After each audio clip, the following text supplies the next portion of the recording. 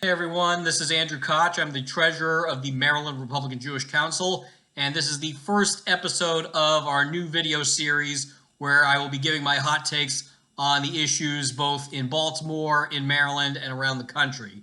So we'll be calling it, appropriately enough, the Daily Kvetch.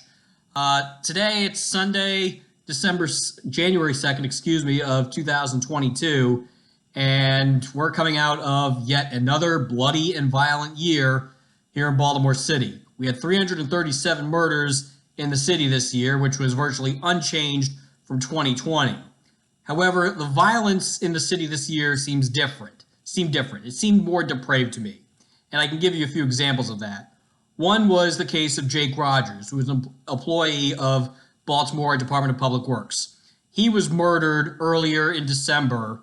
He was gunned down in cold blood in front of his 3 children as he was getting ready to take them to school. Another case was, of course, Baltimore City police officer Kiana Holly, who was essentially executed. She was ambushed and fatally shot while she was sitting in her patrol car in Curtis Bay. She was on life support for a week at University of Maryland Shock Trauma, and unfortunately her family decided to take her off life support just 2 days before Christmas. So instead of being able to celebrate Christmas with their mother and sister, instead her family is had to prepare for a funeral. And then there was also a couple of other cases involving people of faith. The cases of Evelyn Player, who was murdered in her church, the Southern Baptist Church in East Baltimore, in November of last year. And also, right around the same time, Father Bernard Carmen from St. Leo's Roman Catholic Church in Little Italy. He was robbed and pistol whipped just outside of his church, also in mid-November. That one bothered me a lot, and here's why.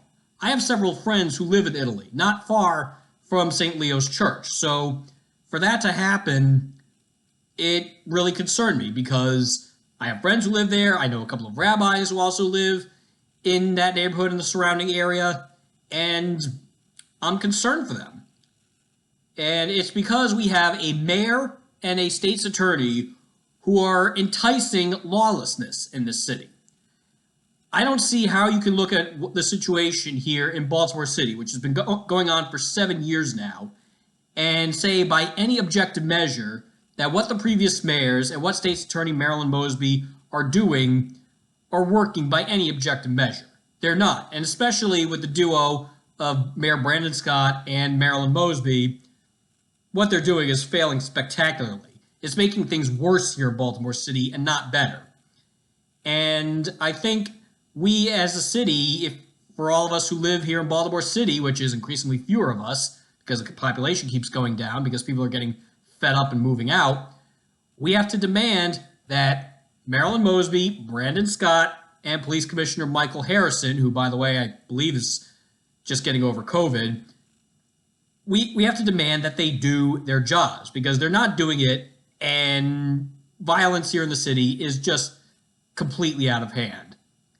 And it's not looking any better because already we've had multiple children shot already here in the first 2 days of this year. There was a double murder apparently early yesterday morning, about 1:30 in the morning in Edmondson Village in West Baltimore.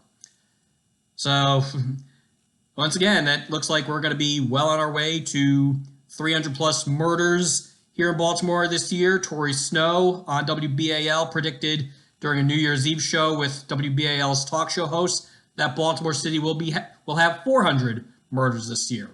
The way things are going, I don't think that's impossible. So that's my Kvetch for today. Catch you later.